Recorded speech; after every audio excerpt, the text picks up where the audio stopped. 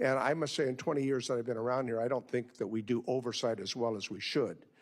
And I have a real problem with this whole issue of hiring someone, or he's not hired, but to take over the role of what is this committee's jurisdiction and every other committee in Congress to do proper oversight, and then point the finger somewhere else, I think is an abdication of our role. Not only here in this effort, but also in advise and consent over in the Senate. But let's talk about the USAID freeze that, and I'm trying to understand where this administration is now coming with their policy and what I think is an illegal dismantling of the USAID, because we can make changes, we can make modifications, as we discussed earlier this morning, and we should. And this administration should put its imprimatur on its own foreign policy, as every administration does, whether I agree or not. But the oversight is our responsibility, not the executive branches. So let me ask you, in terms of China, which is our adversary, there's no clear strategy, it seems to me. The administration thus far is all over the place. Mr. Natasio, do you think the actions on the USAID freeze operations help us counter China and Russia? I've said earlier that I believe our aid missions are one of our greatest strengths because they're in the country and 2/3 of them are from the country. The Chinese do not have an aid system. They're in the field. They have a highly centralized system. Everything's done in Beijing. They have no oversight over their programs. So basically it's used as a tool, USAID, to project U.S. smart power, soft power, whatever you want to call it, and our influence abroad, right? That's right. It's not altruistic. It's in our national interests, right? That's right. Oh, and by the way, it benefits American farmers by a tune of about $2 billion, right, in purchase of American agricultural products, right? That is correct. In farm country, and I represent a significant farm district. I want to focus on Ukraine for a moment. USA allocated over $30 billion. The fund supported projects to stabilize the energy grid, as mentioned earlier, government efficiency programs, civil society groups. These efforts have bolstered and strengthened Ukrainian society in the last 3 years especially, and the resolve to fight back against Russian aggression. Russia, Mr. Yoho, is our adversary. Would you not agree? Agreed. And so for those who claim over the past 2 years to care about oversight on how the money is spent on USAID staff, how do you think these investments in civil society and development-based projects have helped to bolster Ukraine's fight against the Russian invasion, the hostile invasion? You know, there is a need on the humanitarian side with the food programs and things like that, health, medical, those kind of things. But I question the role of NATO. You know, why is NATO not there stronger than we are? Well, I'll give you some numbers, and we can do that offside. But really, when you add the EU support and NATO support, it's pretty close to what we've done when you look at the totality of the numbers. Let me go to another place, Armenia, that I've worked with over the years. USAID's played a significant role in helping. Armenia's wanting to turn to the West. Russia has abdicated its role under the treaty and sided with Azerbaijan. Mr. Datisio, were you involved with the support for Armenia when they found out, or Mr. Yoho, you care to comment about the precarious position they're in right now? Are you asking me? Yes. I'm sorry. Trying to remember if we had an aid mission there. It was not huge, but the relationship between Azerbaijan and Armenia, which is the problem you're talking about, right, was stable then. It's not now. It's not now. And the Russians are deeply involved, and the Iranians. In fact, the Iranians almost went to war with Azerbaijan. In fact, I was told by one of our professors that they had actually started to put in military bridges from Iran into Azerbaijan. This is about eight or 9 months ago, and they're worried about a Middle Eastern war over it, because then Russia would have been drawn in, and Turkey would have been a catastrophe. I don't know what caused them to pull back, but they did. Well, my time's expired, but more to be discussed, and thank you for your testimonies today. Chair now recognizes Representative Issa. Thank you. and I want to thank Mr. Lawler for trading places with me and allowing me to go a little early. You know, this has been interesting because I've been in and out of here, but I've kept it on the television if I've had to be out. We seem to have an agreement to disagree because I think we agree on the following. At least some of the programs that each of you have seen when you've gotten into it are wasteful, unnecessary, and or would be better reprogrammed to some other use. Can we all agree on that? So are we dealing more with a stylistic complaint here today that this administration has said, stop, go back to baseline, justify your programs, and we'll restart, versus, as Andrew did, you said 80 programs were stopped in a very short period of time, and that money was reprogrammed to better use. Many of the programs that were talked about here, and some of them did turn out to be State Department, so let's assume for a moment that we're really talking about state and USAID, and for that matter, maybe the XM Bank, maybe a lot of places that disperse our funds, have been used for purposes that the new administration rightfully objects to and has the power or the desire to reprogram. Can we all agree that that's the case? So now I'm going to ask a couple of questions. One, earlier there was this question that I objected to based on my 25 years of experience here, and it was, why did we need a special IG for Afghanistan, and why did we need a special IG for Iraq?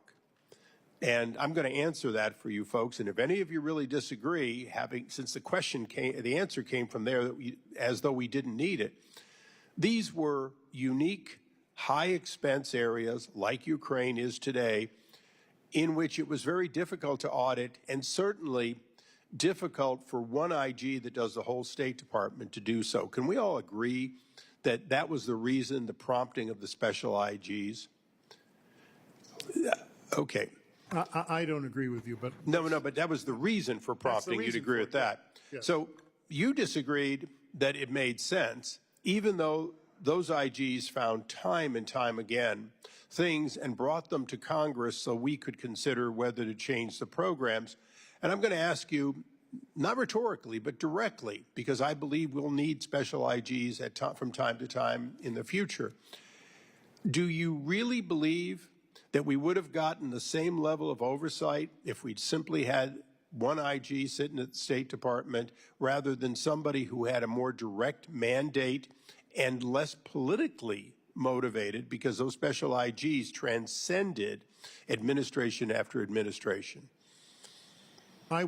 we had 3 audits from 3 different inspectors, GAO, the special IG, and then the regular AID, on the same program, at the same country, at the same time. That is nuts. Okay, so your point for us in the future, so we can do our job better, is if we have 2 IGs with overlapping, try to deconflict them so you only get one request from one of them. I agree with that. But I'm going to ask you a follow-up question in the limited time I have left. During the entire 4 years, because the other day we had this big question about IGs, 19 of them being dismissed and they're going to be replaced. During your time in Bush 2, in W. Bush, you had an IG and you had a second IG. But you didn't have an IG for the State Department for the entire period of time that Hillary Clinton was the Secretary of State. So if we had not had a special IG that transcended that, Hillary Clinton would have had 4 years with no IG looking at what was going on in a very expensive, 2 expensive combat zones. Isn't that true? We also, you're correct, but we also didn't have an IG, I have to say this, for state during the Bush administration. And I'm not criticizing my own president, but So State Department does not like IGs. during the last administration, I left Congress for 2 years to work for President Trump and was heading the Trade Development Agency. So I've been on your side of the fence advocating for the good work that an agency can do.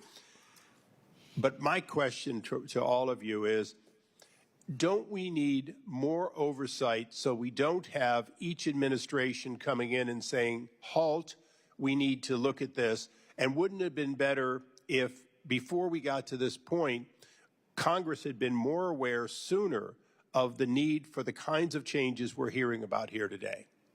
I have to agree 100% with you. You can get it report after report after report, but if you do not act on it, the report's worthless. Okay. I want to thank all of you, and again, thank my colleague from New York, and yield back. Thank you, Representative Issa. Chair now recognizes Representative Lawler. Thank you, Chairman. How many of you use some form of online banking and get email notices for your credit card statements? Have you ever had the moment where you get the email notice, you open it, you look and go, oh my God, what did I spend this month? And then you go check the online portal and you look and you see the itemization, you go, oh wow, I didn't realize that. That's what's happened here. Very simply, USAID has an important mission. And unfortunately, they have gone askew on that mission. PEPFAR is a program that I have been in strong support of, and 60% of the program is administered by USAID. It is a vital program.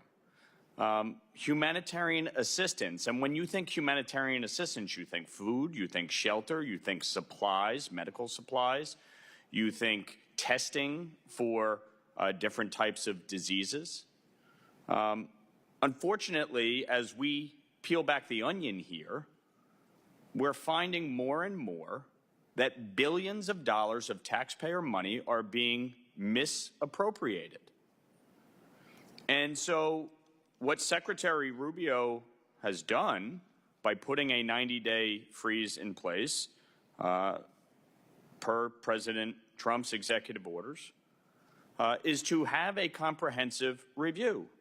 Now, during that review, they have granted a waiver for life-saving treatment and care and humanitarian assistance, inclusive of PEPFAR and food.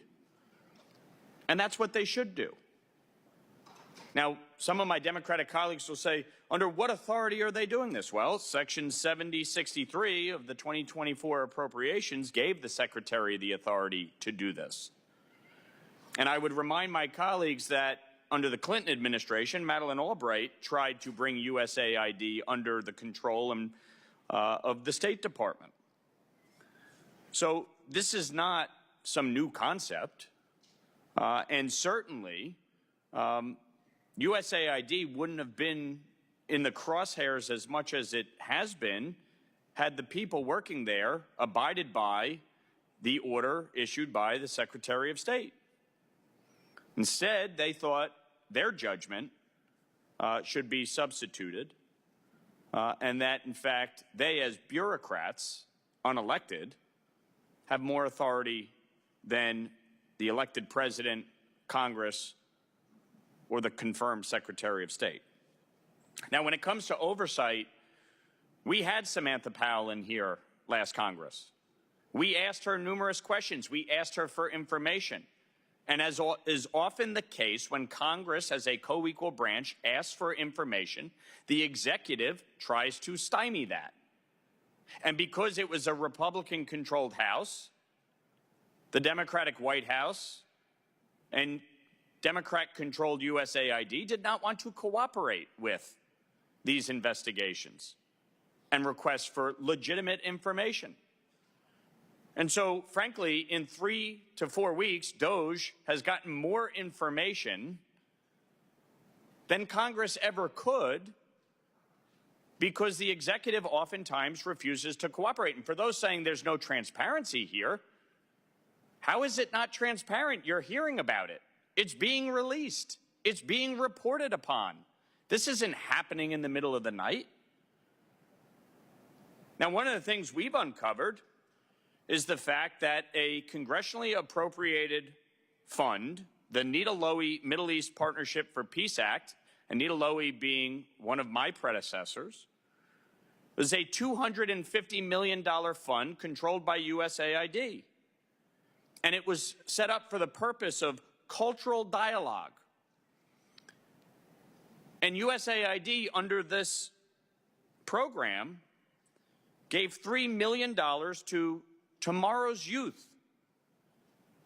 And the head of that has produced numerous anti-Semitic, anti-Israeli songs as part of this cultural dialogue. Now, given what has happened in the Middle East and given what happened on October 7th, do any of you actually believe that is a good use of American taxpayer dollars to promote anti-Semitic rap songs in the Middle East? Those are criminal activities that need to stop. I would add that any institution, university or otherwise, that is engaged in anti-Semitic behavior or stopped it on their campuses should be disqualified from getting any kind of foreign aid. Agreed. I agree, too. Well, that's what we're talking about, and that's what we're dealing with. And for those saying, where is Congress? We're here. We're having this hearing. We're providing this oversight. That is our role, but it is the role of the executive to manage the agencies and departments, and that is exactly what they are doing. And frankly, they have provided more information to Congress in the last few weeks than Congress ever got under the Biden administration. And the Biden administration is the one that approved that $3 million to go to an anti-Semitic rap artist to promote Jewish hatred. That is what we're talking about. That is why the 90-day pause was put in place, and that is why this nonsense needs to end. And with that, Mr. Chairman, I yield back. Good points. Thank you, Representative Lawler. Representative Jackson was hoping, he was advocating for you to get another 5 to 10 minutes. But I told him we have to move on to Representative McKenzie, our final person for questions. You are now recognized. And I appreciate the hearing that we're having today because it relates to some of the biggest challenges that our country faces today. And first is we have an economic crisis in this country. Millions of Americans are still struggling to make ends meet. We have $36 trillion of debt. We have a $1.8 trillion deficit. And so it is incumbent upon us as members of Congress to scrutinize every tax dollar that is spent. So I'm a little surprised when some of our colleagues here today want to diminish the fact that we are talking about $40 billion. It's still $40 billion of taxpayer money that we are talking about. And so USAID does provide, in some cases, very good services that advance our interests around the world and help others. And that's something that we want to maybe continue. But that should come before Congress. At the same time, we have seen illegal immigration devastate our country. That is the other big challenge that I believe our country is facing. We have had a wide open southern border where the Biden administration took their executive powers and used them to not build a border wall. There were funds that were appropriated through Congress to build a border wall. I was down on the southern border. I saw the equipment laying by the side of the border, not being built. And so Mexican drug cartels were bringing in weapons and human trafficking and drugs right across our border, and there was nothing being done about it. So those are two of the biggest challenges that we face. We've heard about the absolute waste that is going on in USAID today. Total waste of taxpayer dollars, adding to our debt and to our deficit. At the same time, we have seen USAID has actually made some kind of attempt to stem illegal immigration, but it seems to have totally failed. And so I want to bring up, in 2021, USAID announced Central America Local, a 5-year, $300 million initiative to pay local organizations in El Salvador, Guatemala, and Honduras to address the, quote, root causes of migration. The GAO found that this initiative did not require training of staff to detect and reduce fraud risks because USAID did not actually regulate the training of agency-wide individuals. So we have money that is going to this cause. At the same time, We have people who in this chamber still want to fight us on building a border wall and border security. In fact, many of the members that were part of the longest shutdown in U.S. government history over a border wall are still here. And we still hear about them saying that they may potentially shut down the government. So I would like to ask the members of our panel today if they have thoughts on, is the USAID initiative to stem the root causes of migration the right way to go, or is building a border wall the right way to go? I've written on this, and we've looked at all of the numbers, and the amount of money that we spend, no matter how much, has absolutely no impact on migration. It's having a firmly sealed, enclosed border. That's what the solution is. Well, thank you. I appreciate that response, and I agree with you.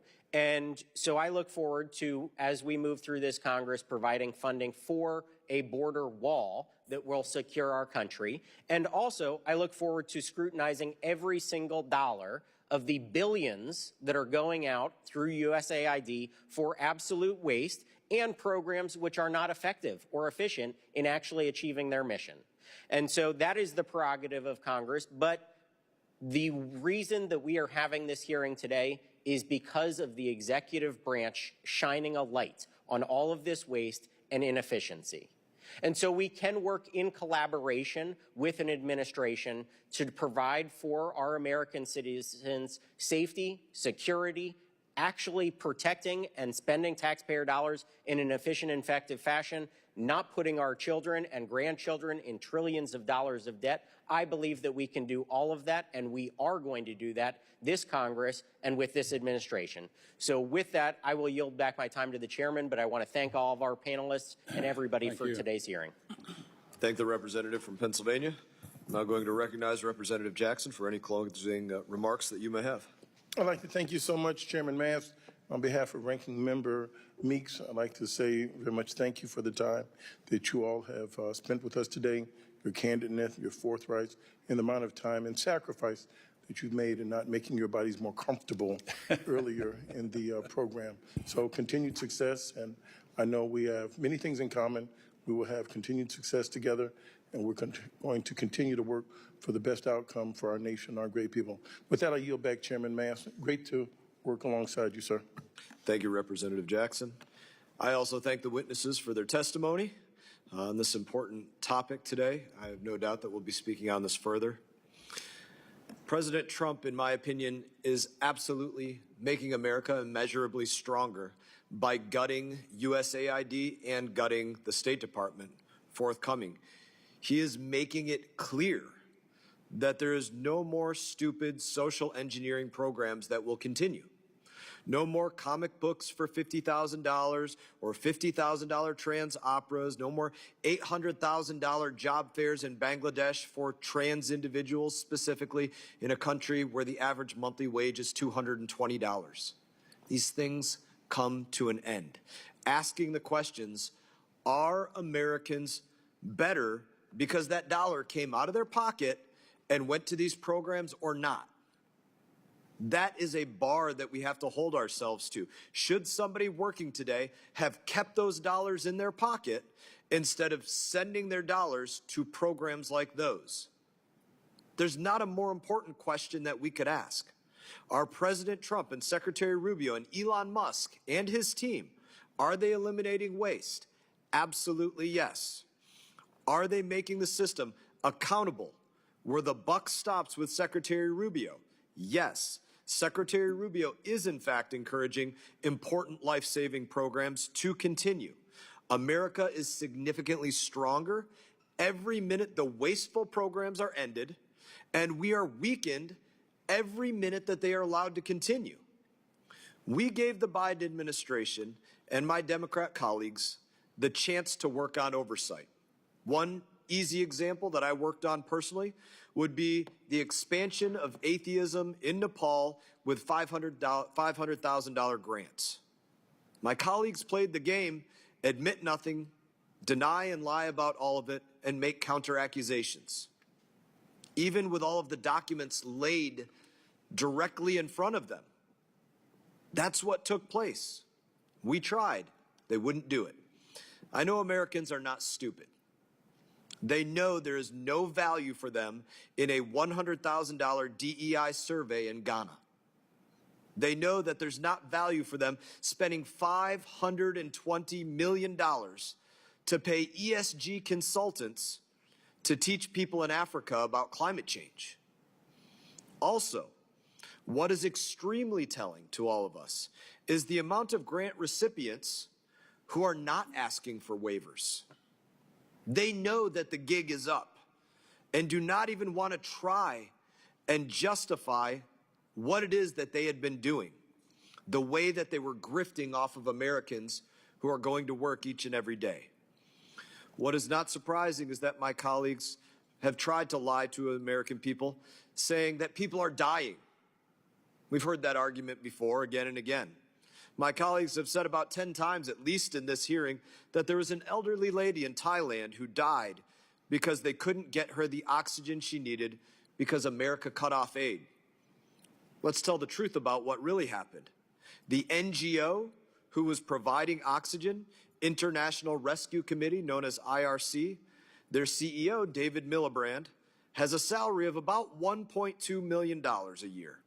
That is the theft, the larceny that's going on at USAID, where the grants, well, even possibly life-saving grants, are paying for high salaries for former British members of parliament. Parts of PEPFAR have been approved for waiver because it provides life-saving medication to people who need it. Certainly not the abortions they were conducting, but that took Secretary Rubio shutting down the program, reviewing the BS that was going on, and correcting it. Combating the spread of Ebola has been approved for waiver because it's life-saving. World Food Program aid in Haiti has been approved for waiver because it's life-saving. What hasn't been approved is the waste, the grift, and the larceny. Now, despite the arguments that we've had today, we do agree that aid can be effective and that aid can advance America's interests. But the countries that receive aid will not receive it if they are taking the United States of America and its people for granted. And it will be life-saving aid, period, not social engineering. In that, I will ask that members of the committee have if they have additional questions for the witnesses, that you do respond in writing. Pursuant to committee rules, all members may have 5 days to submit those statements and questions and extraneous materials for the record, subject to the length limitations. Without objection, the committee stands adjourned. Mr. Chair, can I say one comment? Committee stands adjourned, Mr. Yoho. Okay. But I'm happy to speak to you following this. I'll do that. Thank you.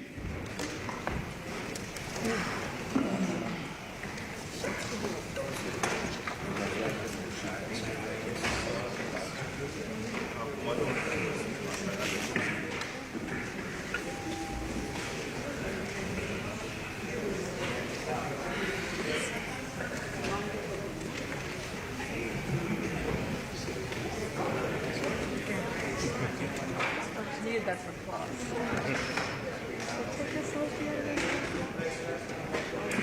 Oh yeah, you can pause me. Let's